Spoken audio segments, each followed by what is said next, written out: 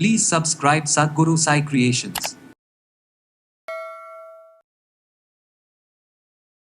ரத்தம் போகுது ஆனால் சரியாக போகலை, அப்போ விட்டு விட்டு பெயின் இருக்கிறது. இதை எப்படி க்யூர் பண்ணுறது சார்? நானும் ஆயில்மெண்ட் போடுறேன், போடும்பொழுது நல்லா இருக்குது, அதுக்கப்புறம் பார்த்தா திருப்பி பெயின் வந்துடுது. காலையில் எழுந்திரிச்ச உடனே நம்ம ப்ரெஸ் பண்ணுறது பார்த்திங்கன்னா 1 2 3ன்னு இங்கே ஒரு 25 டைம்ஸ்.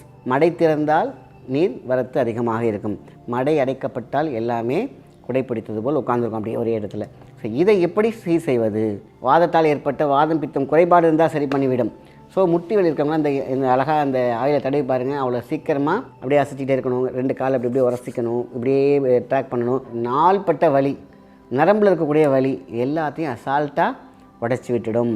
இந்த வெறும் இந்த குதிங்காலில் மட்டும் அப்படி நடப்பாங்க, குதிங்காலை மேலே தூக்கிட்டு ஃப்ரண்ட் ஃபிகரில் நடக்கிறது. ஃபஸ்ட்டு என்ன பண்ணணும், ரத்த ஓட்டத்தை சீர் செய்து விட்டு அதற்கான மருத்துவத்தையும் செய்துவிட்டு நம்ம செஞ்சோம்னா இந்த பிரச்சனையெல்லாம் இருக்காது.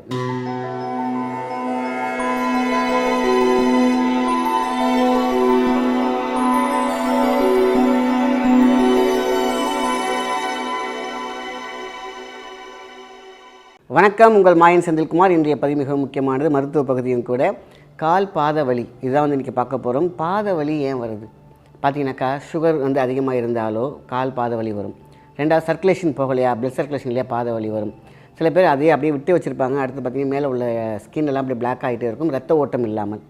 அது இல்லாமல் நம்மளுடைய உறுதியான ஸ்கின் இருக்குது பார்த்திங்களா, உள்ளார பார்த்திங்கன்னா பேப்பர், அந்த லெக்மெண்ட் டேர் ஆகும் பார்த்திங்களா, அதே மாதிரி நொய்து நீந்தல் ஆகும் அப்படின்னு சொல்லுவாங்க. தண்ணியிலேயே இருந்துச்சுன்னா எப்படி இருக்கும், ஒரு பேப்பர் தண்ணியிலே இருந்துச்சுன்னா எப்படி இருக்கும், அது மாதிரி நொதித்தல் அப்படின்னு சொல்லுவாங்க. நம்மளோட ஸ்கின் கால் பாதத்தில் இருக்கக்கூடிய அந்த ஸ்கின் இருக்குது பார்த்திங்கன்னா, லேயர் 7th லேயர் 6th லேயர்லாம் அது நொதித்து போகும்.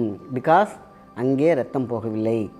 ஸோ ரத்தம் போகுது ஆனால் சரியாக போகலை, அப்போ விட்டு விட்டு பெயின் இருக்கிறது. ஸோ இதெல்லாம் தாண்டி இதை எப்படி க்யூர் பண்ணுறது சார்? நானும் ஆயில்மெண்ட் போடுறேன், போடும்பொழுது நல்லா இருக்குது, அதுக்கப்புறம் பார்த்தா திருப்பி பெயின் வந்துடுது. இல்லைனா ஒர்க் அவுட் பண்ணும்போது நல்லா இருக்குது அப்படின்னா பார்த்திங்கன்னா என்னால் ஒரு நாள் 2 நாள் நம்ம மிஸ் பண்ணாலும் பார்த்திங்கன்னா இந்த பிரச்சனை வந்துடுது. நிரந்தர தீர்வு, ரூட் காசஸ் என்ன அப்படிங்கிறத பார்த்து அதை தூக்கிட்டோம் அப்படின்னா தான் அந்த பெயின் நிரந்தரமாக தீரும். சரி, வலி பெயின் கில்லருக்கு ஒரு சூப்பரான ஒரு ப்ரெஷர் பாயிண்ட். அதான் நம்மளை சொல்ல, எங்கே பெயின் இருந்தாலும் ஃபஸ்ட்டு நம்ம சுண்டு வரல் இருக்குது பார்த்திங்களா, இதான் டாப் டு பாட்டமில் இருக்கக்கூடிய இரத்த குழாய்களில் அடைப்பு இருந்தாலும் சரி, அங்கே இருக்கக்கூடிய கழிவுகள் தேக்கமாக இருந்தாலும் சரி பண்ணக்கூடிய விஷயம். எங்கே பிரெயினோட நரம்பில் கூட நான் சொல்கிறேன். ஸோ காலையில் எழுந்திரிச்ச உடனே நம்ம ப்ரெஸ் பண்ணுறது பார்த்திங்கன்னா 1 2 3ன்னு இங்கே ஒரு 25 டைம்ஸ். அதுக்கப்புறம் பேக் அண்ட் ஃப்ரண்ட் ஒரு 25 டைம்ஸ். அதுமாதிரி 2 வேலையுமே பண்ணி பாருங்கள். இங்கே எங்கேயோ இருக்கக்கூடிய வலி இங்கே அமுக்கும் போது சரியாகும். ஏன்னா ரத்த ஓட்டம் அங்கே பம்ப் ஆகி சரி செய்துவிடும். சரி, இது டெம்ப்ரவரியாக அப்போதைக்கு பெயின் கில்லர் மாதிரி யூஸ் ஆகுது. ஆனால் அடைப்புன்னு ஒன்று இருக்குது பார்த்திங்களா, அதை எடுக்கணும் இல்லையா. மடை திறந்தால் நீர் வரத்து அதிகமாக இருக்கும், மடை அடைக்கப்பட்டால் எல்லாமே குடைப்பிடித்தது போல் உட்காந்துருக்கும் அப்படி ஒரே இடத்துல. ஸோ இதை எப்படி சீர் செய்வது? மேல் பூச்சாக நான் ஒரு சூப்பரான ஒரு மெடிசின் சொல்கிறேன். இதுதான் ஜிஞ்சர் ஆயில், இஞ்சி ஆயில்னு சொல்லுவாங்க. எல்லா சித்தா ஸ்டோர்லேயும் கிடைக்கிது, ஆன்லைன்லேயே கிடைக்கிது. நைட் என்ன பண்ணுறோம், கால் பாதத்தில் நம்ம சும்மா லைட்டாக தடவிட்டு விட்டாலே போதும். இரவு முழுக்க இருக்க வேண்டிய அவசியமே கிடையாது. நீங்கள் சாப்பிட்றீங்க, கொஞ்ச நேரம் உட்காந்துருக்கீங்க, ஒரு 1 hour அழகாக நீங்கள் பார்த்திங்கன்னா இந்த இஞ்சி ஆயிலை நம்மளுடைய கெண்ட கால் இருக்குது பார்த்திங்களா, இந்த செகண்ட் ஹார்ட் அப்படின்னு சொல்லுவாங்க, அந்த இடத்துலையும் ப்ளஸ் நம்ம கால் பாதத்துலேயும் மட்டும் தடவிட்டு ஒரு 1 hour உட்காந்துருங்க போதும். அதுக்கப்புறம் அதுவாக காஞ்சிடும். இல்லைன்னா லைட்டாக தொடச்சிட்டு நீங்கள் படுத்து பாருங்கள், அப்படி ஒரு தூக்கம் இருக்கும். ஏன்னா சர்க்குலேஷன் சூப்பராக இருந்திருக்கும். இஞ்சியோட குணம் என்ன, எங்கெங்கெல்லாம் நரம்புகளில் அடைப்பிடிக்கிறதோ அதை தூக்கி விட்டுடும். அதுக்கு ஒரு ஹீட் ப்ராசஸ் இருக்குது, அழகான ஒரு ஹீட்டர்னே சொல்லலாம் அது. அதனால் உடம்பை ஹீட் பண்ணாது, எங்கே பிளாக்கேஜ் இருக்கோ அதை உடச்சி விட்டுடும். அங்கே வாதம் நீர் இருந்தால் எடுத்து விட்டுடும். வாதத்தால் ஏற்பட்ட வாதம் பித்தம் குறைபாடு இருந்தால் சரி பண்ணிவிடும்.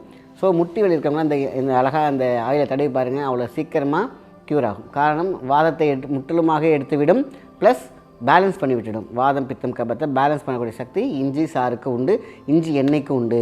ஆனால் இஞ்சி சாறு சில பேர் போடுவாங்க, சில பேர் எரியுது இருப்பாங்க. இஞ்சி எண்ணெய்க்கு அந்தளவுக்கு பெருசாக எரிச்சல் இருக்காது.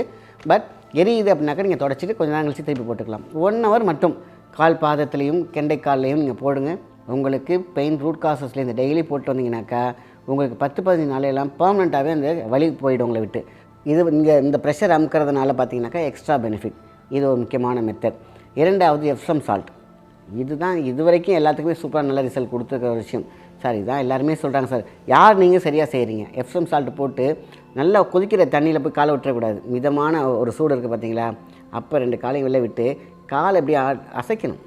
சும்மா சில பேர் அப்படியே வச்சுருக்காங்க, தண்ணி ஊற்றியாச்சு, எப்சம் சால்ட் போட்டாச்சு, வைடா காலை அப்படின்னு சொல்லிட்டு வச்சிடுறாங்க. வச்சுட்டு அவங்க பாட்டுக்கு மொபைல் பார்த்துட்டே இருக்கிறாங்க, இல்லைன்னா டிவி பார்த்துட்டு இருக்காங்க. ரெண்டுமே பார்க்கலாம், தப்பு இல்லை. ஆனால் காலுக்கு சர்க்குலேஷன் கொடுக்கணும் இல்லையா? அப்போ காலை என்ன பண்ணணும், இப்படி அசைச்சிக்கிட்டே இருக்கணும். அப்படியே அசைச்சிக்கிட்டே இருக்கணும். 2 காலை இப்படி உரசிக்கணும், இப்படியே ட்ராக் பண்ணணும். அது ஒரே இடத்துல இல்லாமல் கொஞ்ச நேரம் கேப் விட்டுட்டு இப்படியே பண்ணிகிட்டே இருக்கணும். இது எப்சம் சால்ட்டுக்கு ரிசல்ட்டு நல்லா தரக்கூடிய ஒரு விஷயம்.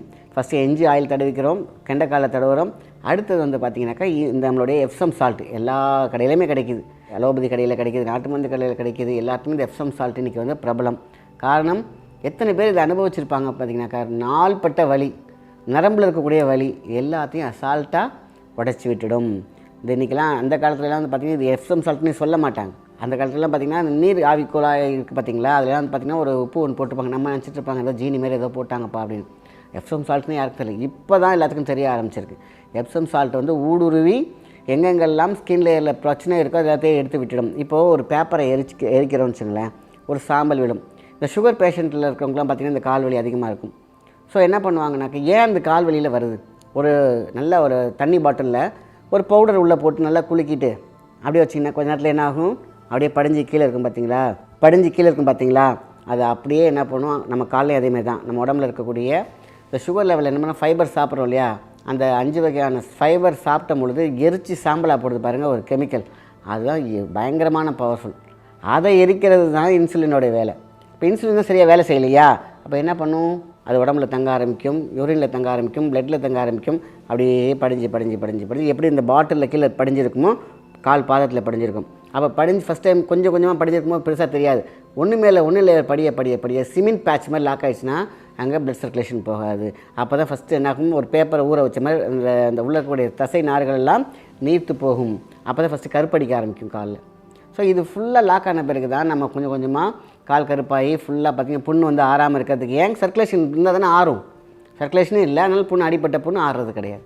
ஸோ பார்த்திங்கன்னா காலில் இங்கே ஒரு புண்ணு வந்திருக்கும் சார், நோண்டி விட்டேன் பயங்கர கருப்பாகிடுச்சு, மேலே உப்பிக்கிட்டு இருக்குது. சுகர் பேஷண்ட் காலெல்லாம் பார்த்தா நல்லாவே தெரியும். அதெல்லாம் காரணம் என்ன, ஸ்கின் லேயர்லேயே தங்குற கழிவுகள் அதை இருக்கக்கூடாது. அந்த இஞ்சி ஆயிலெலாம் போட்டு ரெடி பண்ணாலே போதுமான விஷயம்.